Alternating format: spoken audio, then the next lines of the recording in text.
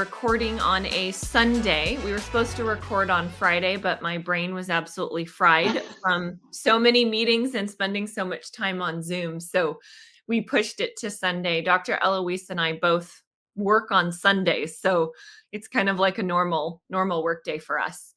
So you at DPW, Dr. Eloise, text me a few times that week with topic ideas. So I love that you were getting inspiration from your conversations in Amsterdam.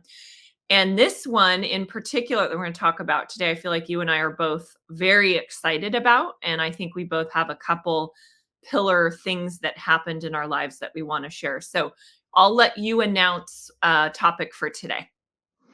Well, thank you. And yeah, I'm super excited. I've been chewing on this one for quite a while, and it came up at DPW. And if I'm honest, I forgot who inspired the thought. Maybe it'll come back to me. Also, by the way, the other reason we pushed to today is because I just got through with my first bout of COVID. So if I'm a little off today, then that's why. So this was your first time that you know of getting COVID, right? Which is Right. which is crazy. Were you bedridden from it, or how would you rate it? Because I feel like it's more mild now than it was like back in the day. So it wasn't too bad. Yeah, the variants have, well, since the early days, I think, have gotten much more manageable. I caught mine early, so I took Paxlovid, and that seemed to help. I was probably more tired than having it. It did feel like a cold, which is what a lot of people report. Um, I didn't feel like I wasn't up for doing a lot of things, especially the first couple of days. But in general, by the end of the week, I was able to walk the dogs once a day and Okay. get out. So yeah. Anyway, but I'm still like kind of on the back end. You're not ready to go run a marathon still. I get Oh it. God, God no. So, and in fact, that's why today is just like I'm just showing up, and we'll see how this goes. Yep, I'm wrapped up in a blanket and have my slippers on. So today's topic is sink or swim moments in our careers, and I suspect this will resonate for many folks, but I thought today we could talk about a handful of different moments that were make or break for our career. And so with that, maybe do you want to start with sharing like your first one? Yeah, so I have I my notes I have two kind of major pivotal things and then I have two kind of smaller. So I'll weave those into our conversation today. So one of the most pivotal things that I did for my career actually started in college. So I went to Sonoma State University, which is a super tiny little school here in the Bay Area. If you don't live in the Bay Area, you've probably never heard of it. I think our mascot changed 6 times while I was in school. We are now the Seawolves. And I am not someone who loves school. I don't do well if somebody tells me to color inside the lines. I'm the one who's coloring outside the lines. I often don't do well with a lot of structure, and school was a lot of structure for me. Now I'm very organized, but that's different than somebody telling me exactly what I have to do and when to do it and how to do it. So, to be honest, why I picked Sonoma State is I figured out I was going to be a business major, and they did not require calculus. And calculus was not my thing. Math is not my thing. I would have not ever passed. So I studied all the schools in California. I realized that if I went to Sonoma State, I could still get a business degree and not have to take calculus. I took statistics instead. So that's really why I went there.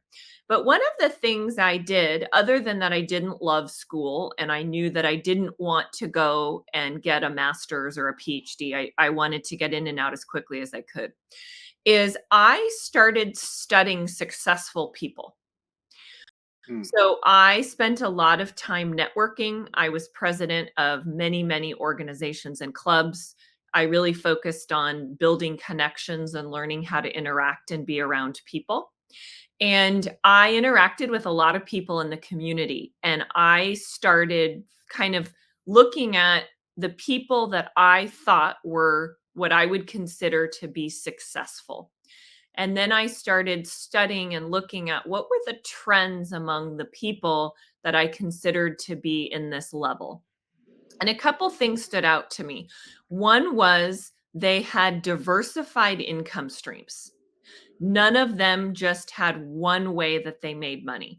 Now, often they had their one main, let's say they were a business owner or in sales, for example, but they had multiple other things that they were doing that were generating revenue. Something else I noticed is that all of them had real estate investments. Some of them were commercial, some of them were residential, some of them were both. And so in my mind, I started thinking, equating successful people with multiple income streams and having some sort of real estate investments. And the third thing that I noticed is all of these people built careers for themselves where they were in charge of their own destiny. They were not dependent upon a company or a boss or a person for them to be successful. They were in charge of it themselves. And so I said, that's what I want. I want to build that for myself. And so because of that, I decided to go into sales. And I did that for a couple reasons. One, I really liked people and I liked connecting and I like hosting and I liked bringing people together. And I thought that is something that would probably lend itself well to being in sales.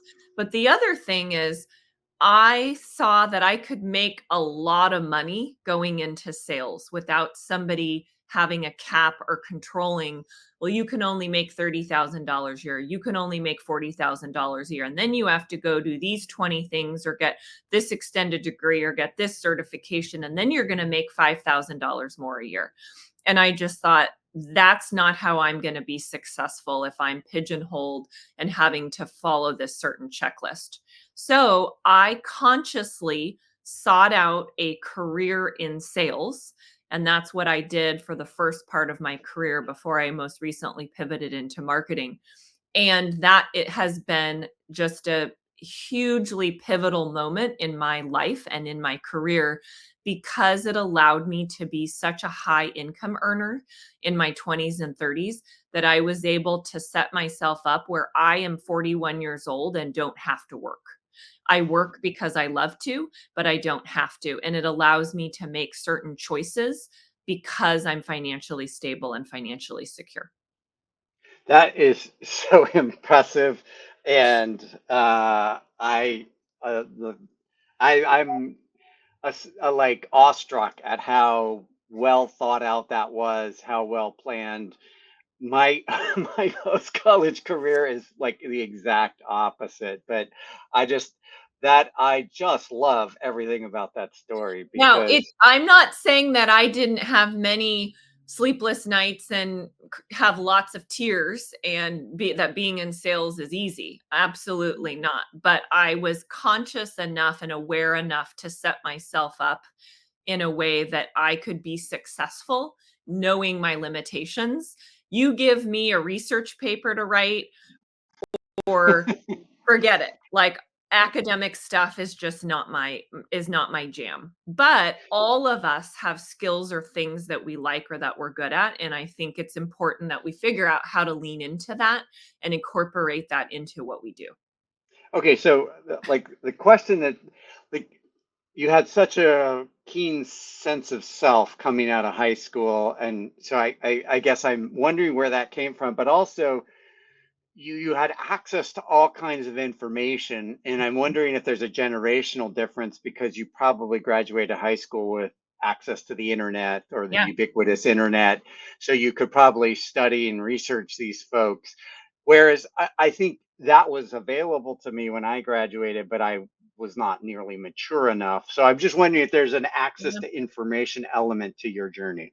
So I think the biggest, so yes, of course, I had a computer, I had access to the internet.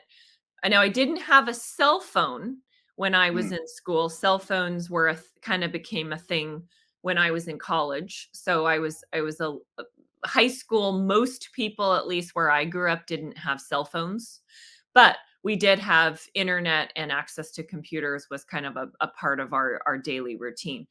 I would actually say I think the fact that my parents were hippies and didn't make a lot of money and weren't in corporate actually really shaped to my sisters and I quite a bit. And I don't even know if we consciously knew that growing up. So I was the oldest of 4 girls.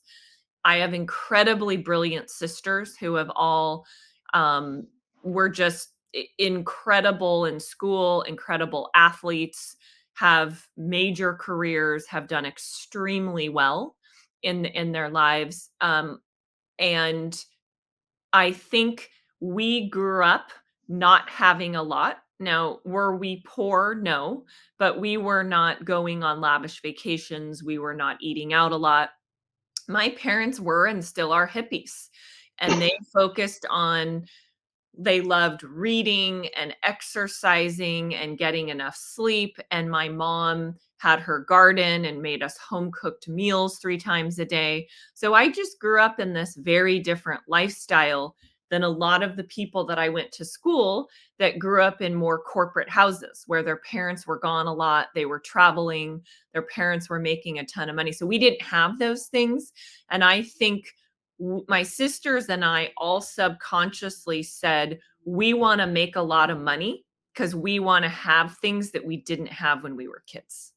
And I That's think fair. that was probably the biggest driver of why I chose a career where I had such an incredible potential to earn so much money when I was in my 20s and 30s.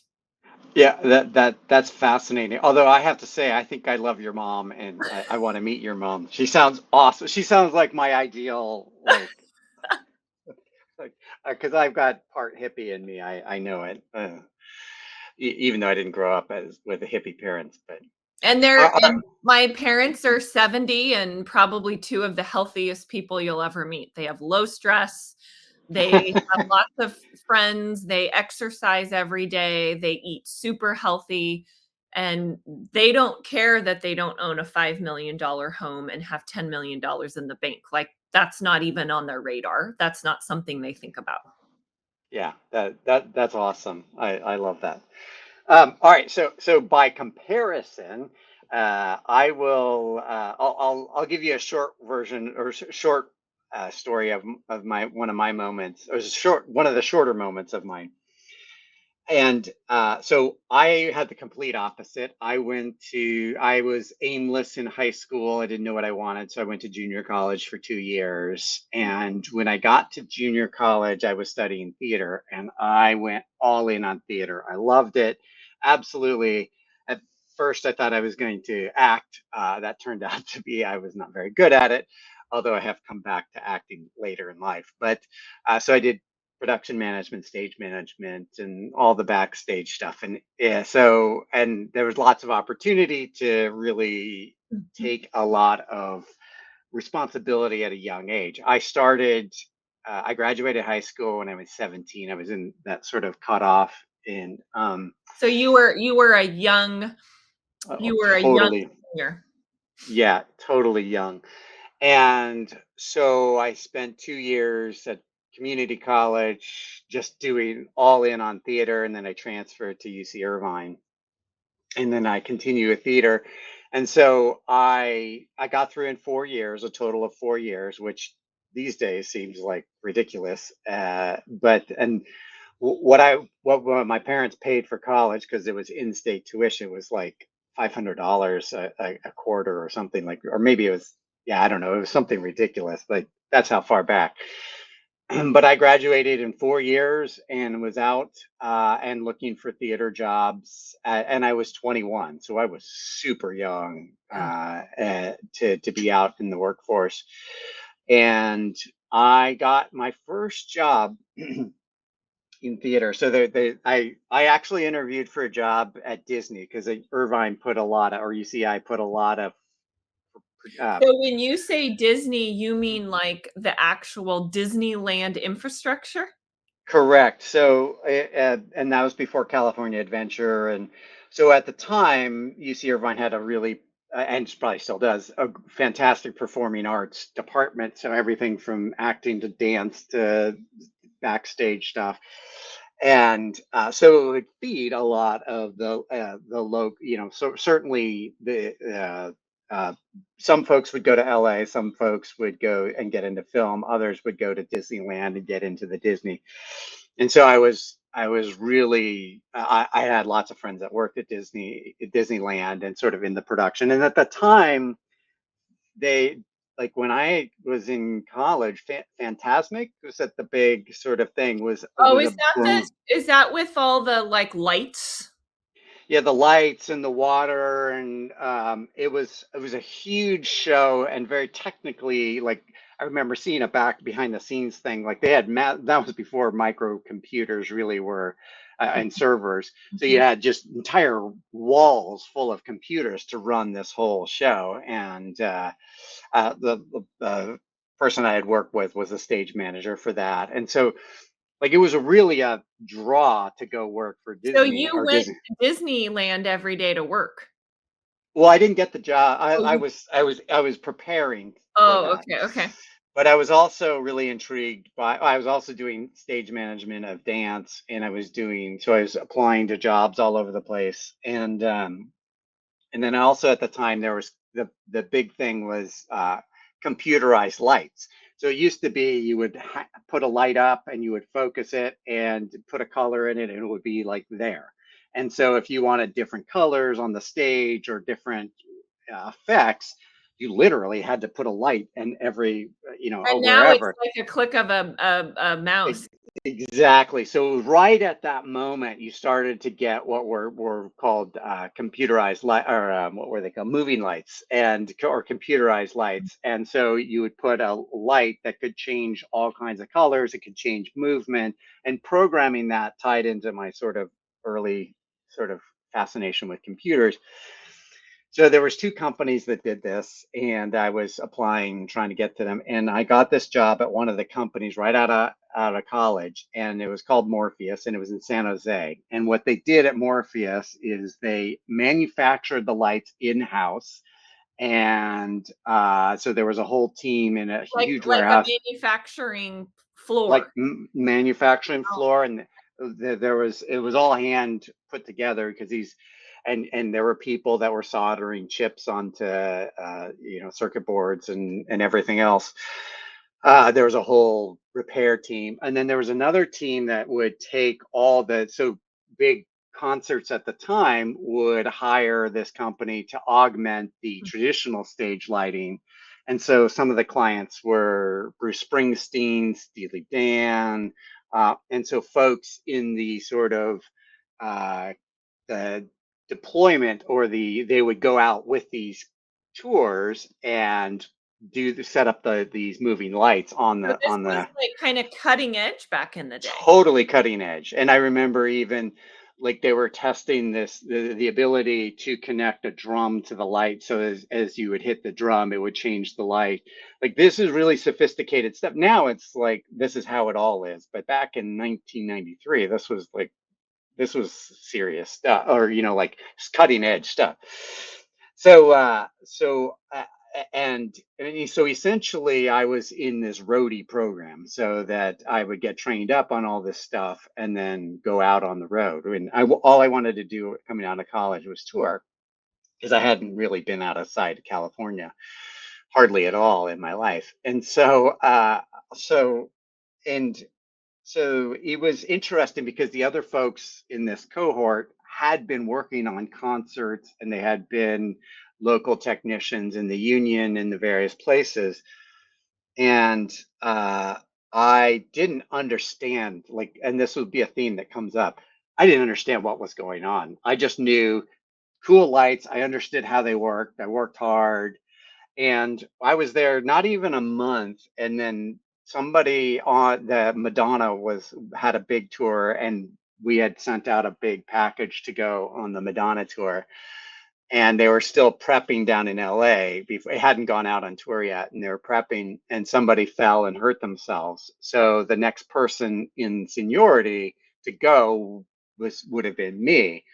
but unbeknownst to me, they were evaluating us. They had us doing some sort of competition, but I didn't realize that that's what it was. And one of the people with more experience, even though we were the same age, and sort of stood out above me, and he got the nod, and he went down and got to be on the Madonna tour.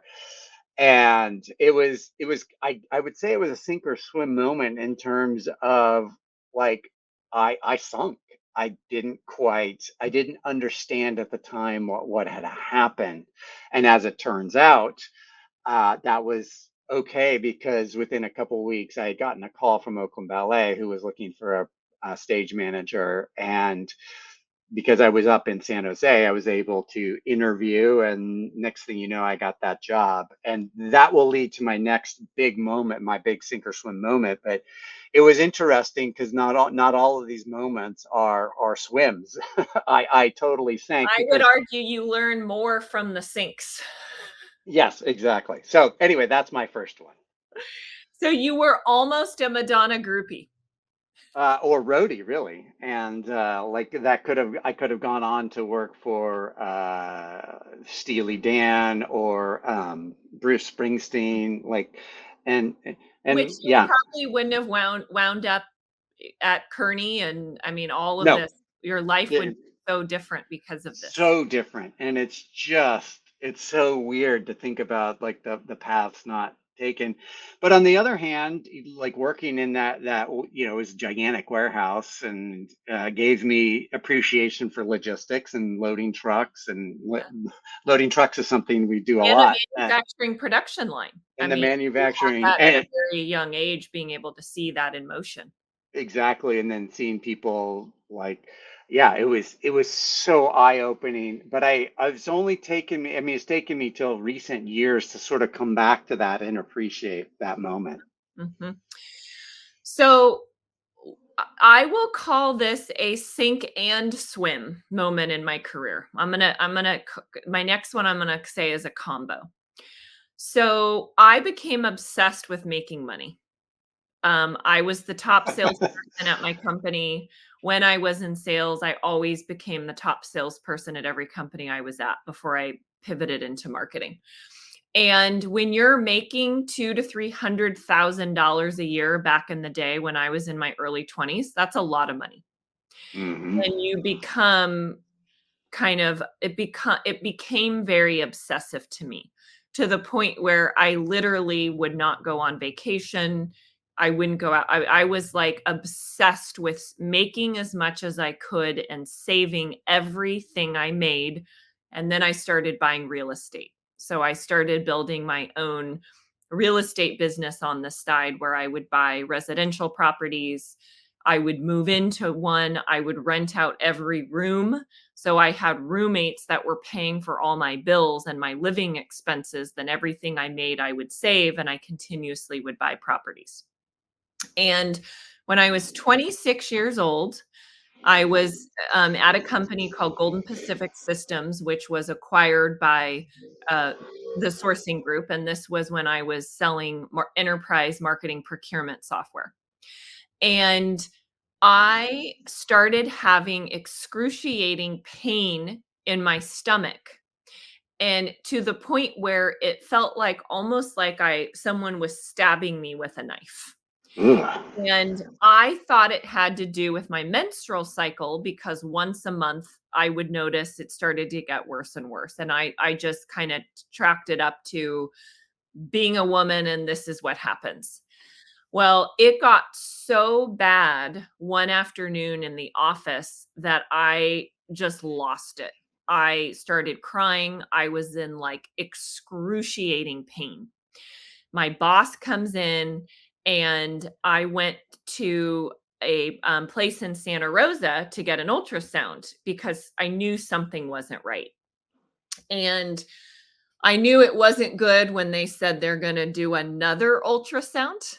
Yep.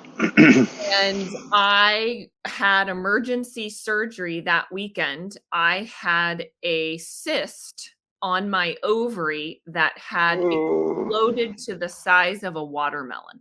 oh my God. And keep in mind, I'm a relatively small person, and this was not visible at all from the outside. So it wasn't like I saw this massive extrusion happening. And I had emergency surgery. My OBGYN did the surgery, and she said she has never in her career seen a cyst explode and get this large. And what happened was I lost an ovary. So Oh, wow. the cyst had gotten so large that it had taken over one of my ovaries. And so when she was in there doing the surgery, she had to remove it. And I didn't want children. It was a decision I made even when I was a child. Um, if I had, I'm assuming it would be harder for me to have children given I only have one ovary. But it was a massive wake-up call for me that success does not just mean how much money you have, Hmm. and that success is something that I need to define for myself. And I would challenge anybody listening to this episode to do this exercise and figure out, what does success mean to you? Not what you hear on the news or what your friends tell you or what you think it means or it should mean for you, but you need to define it for yourself. And so I made some pretty major changes in my life after this happened. And for me, I redefined success as not by making a lot of money and by having a lot of money. Now, that's still important to me, but my number one definition of success is now health, and Mm. making sure that I focus on getting, and health is much more than just eating, but eating is a part of it. It's exercise, it's stress, it's getting enough sleep. So health is number 1. Second for me is happiness. I also struggled in my 20s and 30s, and I still do to this day, about happiness being equated to how much money I have. And Hmm. that is not a good thing. So for me, I also define success by being joyful and appreciating things, and laughter, and being financially independent is also a part of how I define success, but it's not the most important. And I now am no longer out just obsessed thinking about that all the time. So, huge, huge moment in that I had this major health scare and this major health issue. I'm very fortunate that it was detected and I had surgery and I'm fine because of it, but also a major turning point in me defining what success means for myself. Wow. First off, I'm really sorry about that. That sounds painful, It both is the physically. most pain. Now, keep in mind, I've not had children, so I'm not saying that it's any less painful than childbirth, but it was the most painful thing I've ever experienced in my life. Well, yeah. Well, I would imagine both physically, but also emotionally too. Yes. So, I mean, so that I'm really like that's a lot to go through, and I could see that that would certainly be that wake up call Yeah. for yeah, health and happiness, and maybe a little bit more hippie lifestyle. Yeah, so again, I challenge anyone listening to this to really define, what does success mean to you? Because success means something different to everyone, and it should really focus on your well-being and the joy and happiness that life has to offer. Yeah, and I would also just add, like, my sort of 2 cents here is, as I'm getting older, you start to realize how silly some of those things that were so important and so, like, I used to get so wrapped around the axle with internal politics and I don't know, like fronting and just being like how I was perceived and who said what, and like as I've gotten older, just like you realize, wow, that's just so silly. Like I almost like want to go do it all over again because there's just so many things that I just now you look back and you realize, wow, that was a lot of wasted time, a lot of wasted hand wringing and stress. And I remember, I mean, I viscerally can remember sending emails of just how, like, just shaking because I was so mad or so whatever upset. And now my default is delete. Well, it almost sounds like what you're saying is like priority alignment, like Yeah. figuring out what actually matters and then focusing on that, Well, focusing your energy, attention on those sorts of things. right, which is tied to success because, like, what is success? And I like your challenge to everybody because success is different for everybody. And maybe it's having a gazillion dollars in the bank and owning like 400, like being a real estate titan, or might just be having a nice simple life. And I think certainly American society sort of nudges us, maybe pushes us towards one of those poles and less to the other. But yeah, I Mhm. like your push there. All right, so your next sink or swim moment after theater days are behind you. Oh, no, no, no. No, my next one is a theater one. So, Oh, okay. so the rock and roll being a roadie, that's behind me, and now I've gone to Oakland Ballet, and and this was actually only a couple months later. And so I get hired, and I get hired in like September, and no, September. No, I think I was in August. Anyway, but I had like 2 months, and then in October was a huge production, brand new production of Romeo and Juliet, the ballet, and the artistic director was choreographing it. So, and they had been working on this for probably parts of it for years, but like this was a specifically mounted production, 6 months, hundreds of thousands of dollars into this. And so I started, and I learned the whole ballet, and everything was fine. And but I was only 21. Wait, and And were you a production manager, or were you actually a dancer in the play? no, no, I was a stage manager. Okay, okay, So I okay. was my job. So they built all these brand new sets, and they were choreographing new and new lighting design. Like everything was brand new. So there was just a lot of pieces, and I was help coordinating that. But ultimately, the big thing was and because theaters are expensive, you only are in the theater for a couple days before the show opens. So we get to October. I gotta say it was mid-October, and so the show goes. So we load the show in, and so it's at the Paramount Theater in Oakland. And if you This ever go already to sounds Oakland, stressful, I'm bracing myself. I know it's like I'm like I'm starting to sweat because it's just like I haven't really reflected on this in a long time. So, I mean, the Paramount Theater is 3,000 seats. It's a gorgeous Art Deco theater here in Oakland, and if you ever get the chance, definitely check it out. It's truly a magnificent theater.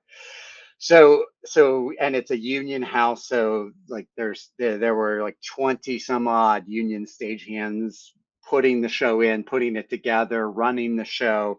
And I'm as we transition into the theater, I become more and more in charge.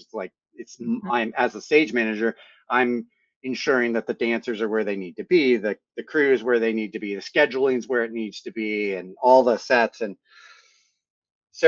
I'm 21, and while I've stage managed a ton up to this point, I've never done it on this scale and with this much pressure. And I've had a lot more control because, like, here's 20 crew members. I think it was 22 crew members, that plus the ballet crew members, that are all looking at me like I have all the answers.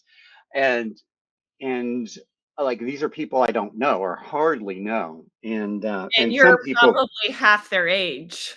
oh yeah, yes, like easily half their age, if not more so. And of course, well, yeah, I'll tell you some funny stories, but after this. But so the pressure's really on. So the show goes in on Monday and Tuesday, and then we start rehearsing on Tuesday and Wednesday. And Wednesday night was the dress rehearsal, I want to say, and then we opened Thursday, or it could have been. Thursday, and then we opened Friday. Maybe it was, let's say it was the dress rehearsal was Thursday, and I mean to say that like everything was moving fast. I'm slow. Like I'm generally slow to pick things up, but the speed at which everything was happening, and it was a complicated show, and so we get to the dress rehearsal, and it is the rehearsal before the dress rehearsal was rough, like really rough. But there was issues with the dancers. There were all kinds of issues. There weren't just my issues. I get to the dress rehearsal, and like I remember just standing there backstage and things were happening, and I was like, people are looking at me and I'm just like deer in the headlights. Like I have no idea what I'm doing. And it becomes clear by the end of the dress rehearsal that absolutely everybody is panicking that I am not up to this task and that I can't figure this out. And like the artistic director wants to like rip my head off. The the technical director who hired me is like panicking but also trying to be support. It's just like I could just and then like there's 26, 28 people just looking at me like what are we supposed to do? And then you've got then when there's chaos like that, then everybody wants to chime in and say what to do. And so from the 24 hours from the and there was a guy named Lance James. He was a former stage manager. He had moved on, and he was there helping me and coaching me, and he helped calm me down and sort of center myself. And so from the 24 hours from that disaster of a dress rehearsal to opening night, I was able to like mentally figure it out, because if I hadn't have figured it out, I would have been fired thereafter. And I was able to visualize, okay, you need to do this and then and this and then. And I was able to start to put the pieces together and slow it all down. And we had a successful opening night, and Lance was there to sort of back me up and sort of he helped sort of close out the show and help me open the show. But by Sunday, I had figured it all out. And, but boy, it was so, that was the most stressful. So in that moment, I swam, but I like, it was so touch and go. And there were so many people that were questioning whether or not I was going to be successful that night. So what that makes me think about is that somehow you figured out how to perform under pressure. Yes, exactly. I wonder where that came from, and I feel like as a consultant, that's a really important trait as well, so something that you must have really leaned into. Yeah, and I always say that those moments help prepare me, like going into a client session, whether the client's angry or I have no idea what I'm walking into, it's no problem. Like because when you go under that pressure, I mean, there were on opening night there were 3,000 people expecting to see this ballet come off flawlessly. There was an orchestra. There was, I mean, not only was there like all these other like there was just a massive production, and there I am, 21 years old, totally overwhelmed, like wildly out of my depth. But by Sunday, having done it 3 or 4 times, it was done the show. It's like, all right, I was able to get into a routine, and I still come back. Like Lance is gave me a few sort of techniques for calming myself down, and I still use those techniques today. Shout out to Lance if he's still with us. That He is is. I will have to send him the podcast. I don't think he's retired. He went on to be a teacher, and he's a great human being. I love him. I like to call out special people, so we'll have to make sure to send this to him.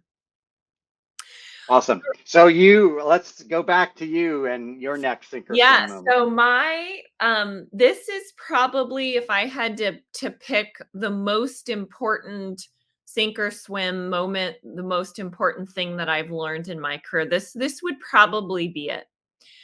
And it is that your boss will make or break your career. Nothing Wow. matters Yeah. more than who you work for. Yep. And I am lucky in that for the most part, I worked for some wonderful humans.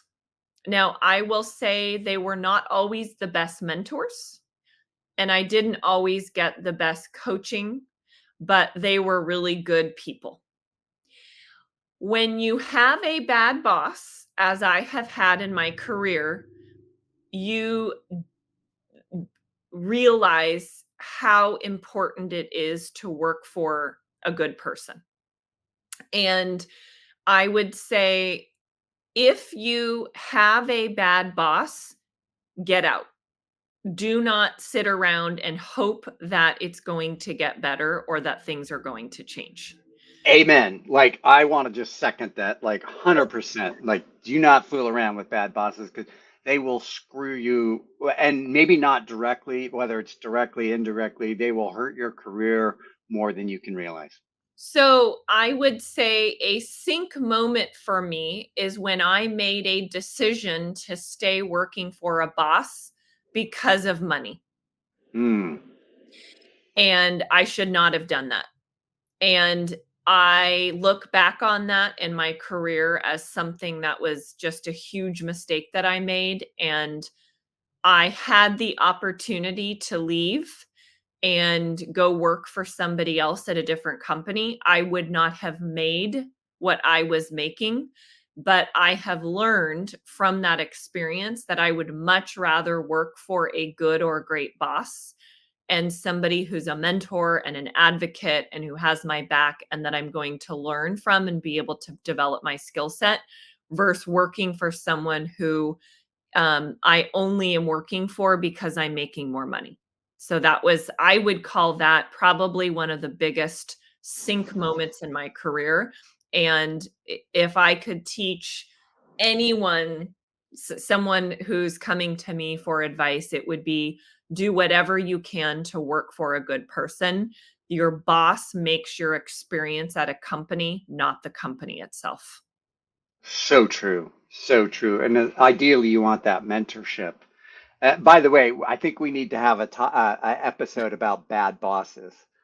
That, would be really fun, and I feel like I have a lot that I could contribute to a boss that I have had, but also I have quite some stories from friends who have worked for people that have been, let's just say, less than exceptional.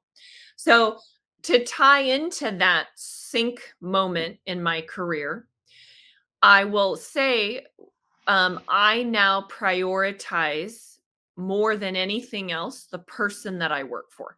I would rather make less money and work for a great boss. So that has just become an absolute huge, huge priority in my criteria as if I'm out in the market looking or, wanting to make a pivot. That's just like essential top two on my list. The other thing, though, that I learned from that sync moment in my career is no one is in charge of my career but myself. And Yeah. I had relied on that person and that company, I feel like, to build my brand. And that's on me. And so I also have learned because of that experience that I need to take my career into my own hands and I need to have my own brand and no one else is going to do that for me and no one else should do that for me.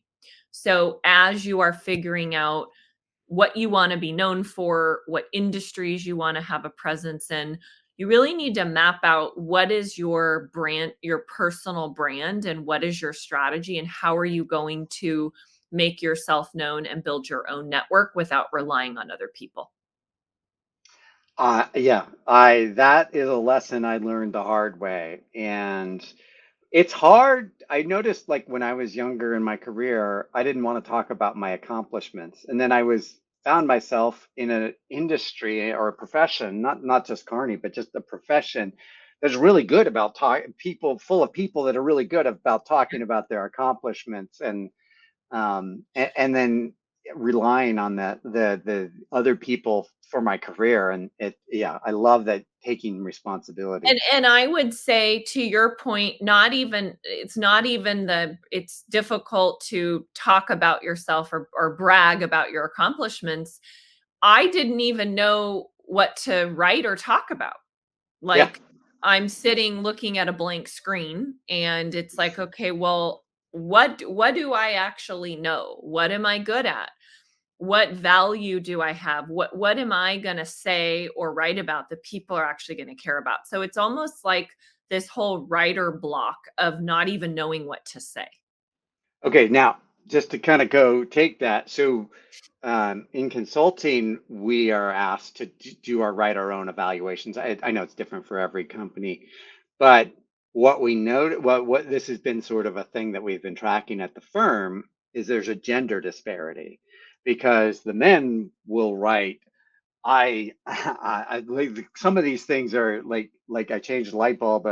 I'm in a I helped to source a new illumination system to like on and like these really fancy stuff, and the women will be like minimize because I sat in a women's meeting where I was listening to women talk about how they minimize their own contributions, whereas like you look and see the men were just might do one small thing and talk about it like exponentially, and the women would diminish what they had done, and so there also can be a gender aspect to this. Mhm. So I would say that's probably again sync moment, but I think to the point earlier, you can learn a ton from the sync moments, and that was a really important learning and something that I always try to coach and help and provide insight to others about the whole importance of building your own brand. Yeah. All right, All so right, my you're next. Next on your list. right, so I think this is my last one, although well, that remains to be seen, And we're but this almost is at an hour, so maybe we'll have this round out our list for today. I know this is really like passion, like they're bringing a lot of emotion up in this one. But certainly building on all the themes you talked about boss making or breaking your career and sort of believing in yourself. I and sort of following your own path. And I've mentioned this a little bit before, but in the 2010s, like around 2008 to 2012, I was sort of lost at Carney. My platform was changing, the world was changing, the procure tech space hadn't really evolved much. And so I got into data science, and I did that because I was having fun and I was enjoying it. So I was following my own path and having fun, but also I was out on a limb, and there was not a lot of support because it wasn't relevant to what Carney does. And you couldn't sell, I mean, most people, you weren't selling a lot of data science consulting back in those days. I'm not sure we are today either, but certainly not back then. And so I You got were to like 20. the stepchild out there doing some random things. Right, and it was cool, and I was able to show really cool things, but there's a difference between showing cool things and being aligned to what the firm does, whatever firm it is or whatever company. And over from 2012 to 2016, I was in this amorphous state, kind of doing some of this, doing some of that. And then my bosses turned over in rapid succession, and I was floating in 2016, and I was applying for other jobs. So I was going to separate from Carney voluntarily or involuntarily. And then, like I said, I had this epiphany, which I've talked about, that the procure tech, this idea that we're going to buy one suite of tools was going to be the way. I realized that that was just faulty logic. And so I detected this trend, and I've talked about that before, but I realized I had a moment where I could just bet my career on this idea that it's going to be something different. And I was able to take, well, actually, before I get there, uh, but nobody at Carney had the experience I did or saw what I did or wanted to put themselves out there. And as it turns out, nobody else in the market, all the other analysts, all the other systems integrators, We're kind of like consultants, alone on an island. I was totally alone, and I like to say, I use this analogy. I bet the farm on my, or on this career move, Yeah. and it hit, and I was lucky. I was genuinely lucky that it was right time, right place, right idea, and but nobody was into your previous sink or swim moment. Nobody believed in me there, and I had no boss to sort of guide me. I was 100% out on an island on my own, charting this course, and I didn't have anything to lose. So that was like on one hand, but as it hit, and the idea took hold, that I was, and of course, because my career had kind of gone into the ditch, I had to rebuild my network from the ground up. And that's when I met people like Amanda Prochaska and eventually you and the rest of the early Procure Tech folks, Stan and Alex at Level Path. And so I had to believe in myself and believe in my career. And the reason I mention this is because it didn't stop there. Because over time, I became an influencer in an industry that didn't have a lot of influencers. We had influencing companies like a Gartner or Forrester or a Spend Matters, but not influencers as people. And so the firm, even today, I'm not sure the firm actually knows what to do with me, but fundamentally, but they appreciate what I do for sure.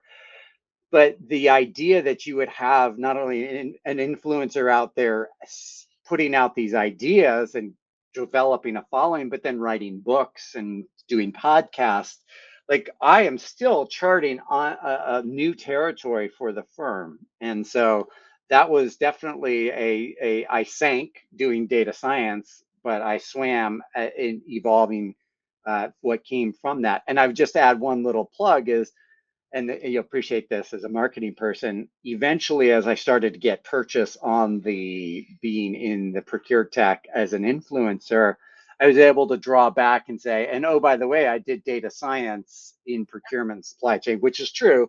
And so I was able to take the sort of failure part of those years and build it into my brand. So, one of my favorite podcasts that I make time to listen to every week, it's my workout podcast, is called My First Million. And Sam and Sean are the hosts. They're entrepreneurs, have had a few successful exits, and they bring on all sorts of people to talk about how they have built companies. And the reason I'm mentioning this is I would say one of the most common themes I've noticed from all the interviews I've listened to is a lot of the folks said the same thing, that they went out and did something where they were totally alone, like on an Yeah. island by themselves, because they were doing something so innovative and new that it hadn't been done before. And a lot of them talk about how hard and lonely that place in their life was, Yeah. because you're kind of like the black sheep and people Yes. aren't overly wanting to be associated with you. You're kind of like, you hot and cold. And now, of course, a lot of the folks coming on the show have become successful. So they have a positive story to tell, right? Lots of failures, but there's a positive, or they wouldn't be coming on the show. But they talk about how that was such a hard part of their life, but pivotal because it helped them create the company that made them successful. And I kind of feel like that's along the lines of your story. And you've kind of built your own company and your own brand within a more traditional, larger organization. Yeah, absolutely. And it was lonely, and that's why I've actually appreciated friendships and sort of and the ability to do things like this because I still feel alone, even though my colleagues at Carney are great and I love them, most of them. But the ability to find people like Amanda and Shashi and you and Steph and others to sort of help not feel so alone. Yeah. So we are, wow, we're almost at a full hour. So we may have to do a part 2 of this topic, because I feel like there's a few more things that we could dive into and talk about. Would ask those that our audience drop a note in the comments on YouTube if you have a sink or swim moment you'd be willing to share, something that was really impactful and pivotal in your life. And we are now at 248 subscribers on YouTube. So awesome. Yay. Thank you to all of our followers. Our goal was to get to 200, which we've surpassed. So now we're working towards the 300 mark. So if you haven't yet subscribed, would love to encourage you to subscribe and or share the show with your friends or colleagues and ask them to subscribe as well. And with that, we will be back next Wednesday.